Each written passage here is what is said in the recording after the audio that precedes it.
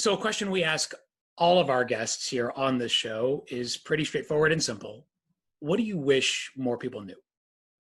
I really wish more people knew the key role that women have played in changing how we perceive excellence in leadership in organizations. Yes, the network shape of technology has played a significant role, as has globalization and the demand in organizations to really attract and engage the best talent. Organizations are completely talent dependent in our knowledge economy. And all that's been important. But I will submit that the role women have played and the skills that women have brought at their best as leaders has also been a major reason that organizations now recognize that what were formerly dismissed as soft skills are indeed essential leadership skills. That's what Tom Peters likes to say, hard is soft and soft is hard. He certainly does, meaning it's tough to exhibit soft skills. And numbers, which are hard, are in fact friable, as we learned in the financial crisis. What are some of the key areas you've observed through your work where women can change the mindset and even the manner of how work happens? Well, I think we're seeing something right now, which is very significant as more and more of us are working virtually at home. One of the roles women have played over the last 30, even 40 years in the workplace is this continual erosion of the traditional barriers between work and home, public and private, men and women, of course, but especially between work and home. That has coincided with the technology, of course, that enables more and more of us to do our work at home.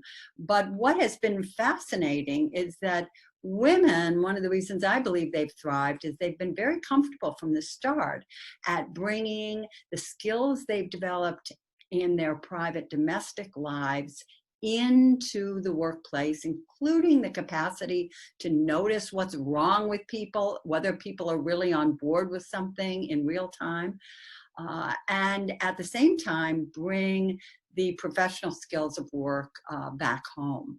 So I think women have led the way on that. And now that so many of us are working virtually and probably will be to a much greater extent going forward, that ability to negotiate those boundaries between work and home.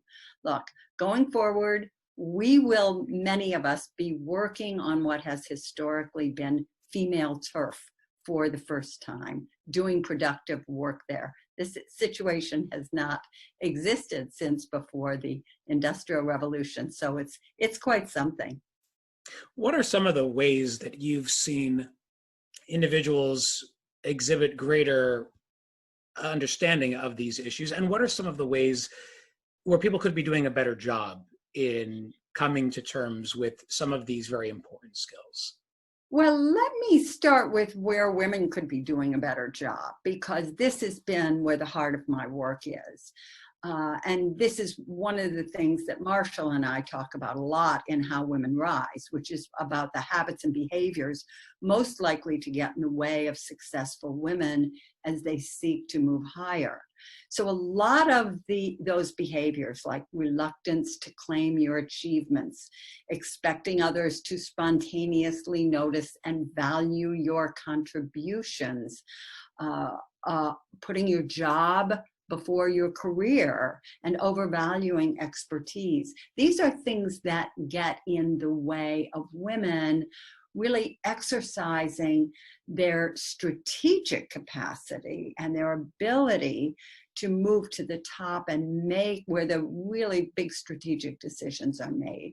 So I think that to some extent, women are still getting in their own way in positioning themselves for senior leadership positions and making it tougher for men to recognize often what in fact they do have to contribute. What do you think women should do or could do to clear that path for greater success? Well, there are a couple things. I'm a great advocate of peer coaching and what I call informal enlistment. Marshall has wonderful data that shows the people who are able to make positive behavioral change and sustain it over time all share one thing in common. They did not try to do it alone. They may have worked with a coach or a peer coach. So I'm a big advocate of peer coaching, but also informal enlistment, which serves as a great tool for building allies with men, where you ask for help. In this meeting, I often get overlooked. Would you just watch and see if you see that happen? If you feel comfortable speaking up on my behalf, please do, but really just watch and verify that I am having this experience. That kind of informal enlistment, I've seen extraordinary relationships really develop just from those small asks between men and women. So women have many natural strengths and skills they can bring to bear in the workplace. It's timely because we are all facing that very, very challenging situation where women have thrived traditionally in the past, but it will take some help and enlistment of others in that process to make that transition from success to even greater success. Women can't really rise unless men and women rise together. And so it really engaging one another as allies and finding ways to move forward is so important. And I would suggest that especially in this very untested, confusing, uncertain, sometimes frightening, sometimes absolutely thrilling and exciting new frontier that we are living on, this is a great opportunity to do this. Great advice. Sally, thank you for sharing your wish.